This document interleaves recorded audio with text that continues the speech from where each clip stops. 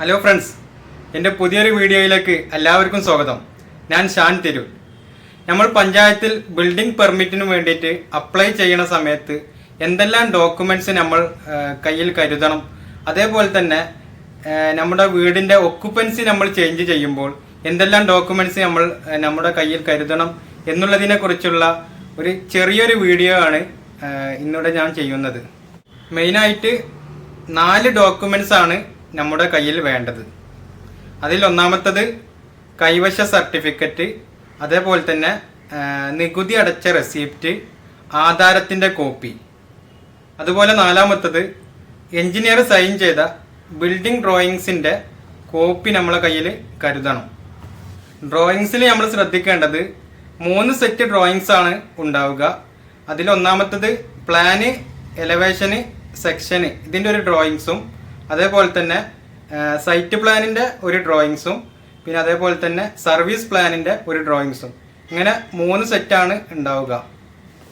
അതുപോലെ തന്നെ service plan നമ്മൾ വരക്കുമ്പോൾ അതിൽ ശ്രദ്ധിക്കേണ്ടത് നമ്മുടെ കിണറും അതേപോലെ തന്നെ വേസ്റ്റിൻ്റെ പിറ്റും, അതായത് സെപ്റ്റിക് ടാങ്ക്, പിന്നെ അതേപോലെ തന്നെ ഡ്രെയിനേജ് പിറ്റ്, ഇത് തമ്മിലുള്ള ഡിസ്റ്റൻസ് 7.5 മീറ്ററിൽ കൂടുതലാവണം എന്നുള്ളതാണ്. അതുപോലെ തന്നെ സൈറ്റ് പ്ലാൻ നമ്മൾ വരക്കുമ്പോൾ നമ്മൾ അതിൽ ശ്രദ്ധിക്കേണ്ടത് നമ്മുടെ പ്ലോട്ടിൻ്റെ 4 അതിരിലുള്ള വീടുകളുടെ നമ്പർ, അതേപോലെ തന്നെ നമ്മുടെ സൈറ്റിൻ്റെ അടുത്തുള്ള പോസ്റ്റിൻ്റെ, ഇലക്ട്രിക്കൽ പോസ്റ്റിൻ്റെ നമ്പർ, ഇതൊക്കെ നമ്മൾ അതിൽ കാണിക്കണം എന്നുള്ളതാണ്. ഇത്രയും 4 ഡോക്യുമെൻറ്റ്സ് ആണ് നമ്മൾ പഞ്ചായത്തിൽ ബിൽഡിംഗ് പെർമിറ്റിന് അപ്ലൈ ചെയ്യുമ്പോൾ കൊടുക്കേണ്ടത്. പിന്നെ അതുപോലെ തന്നെ പഞ്ചായത്തിൽ നിന്ന് ലഭിക്കുന്ന ബിൽഡിംഗ് പെർമിറ്റിൻ്റെ ഒരു അപ്ലിക്കേഷൻ ഫോമും ഇതിൻ്റെ കൂട്ടത്തിൽ നമ്മൾ വെക്കണം. ഇത്രയും കാര്യങ്ങൾ ഒരു ഫയലിലാക്കിയിട്ട് നമ്മൾ പഞ്ചായത്തിൽ സബ്മിറ്റ് ചെയ്യുകയാണ് വേണ്ടത്.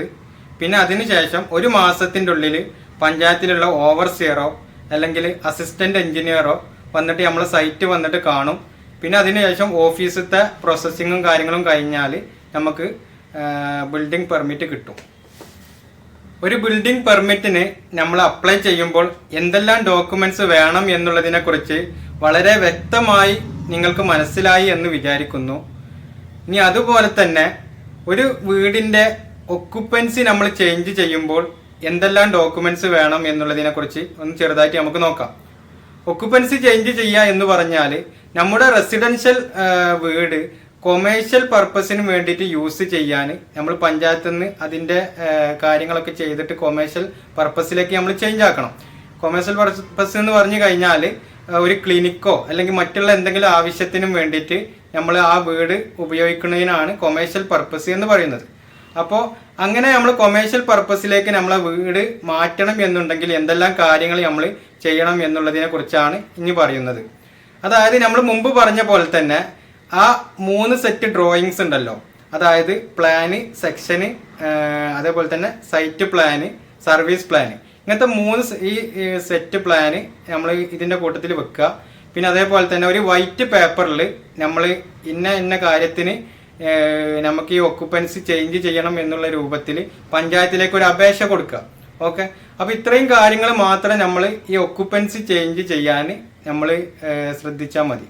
ഓക്കെ, അപ്പോൾ എൻ്റെ വീഡിയോ എല്ലാവർക്കും ഇഷ്ടപ്പെട്ടു എന്ന് വിചാരിക്കുന്നു. ഇതുപോലെയുള്ള നല്ല വീഡിയോസുമായിട്ട് വീണ്ടും കാണാം. അതുവരേക്കും ബൈ.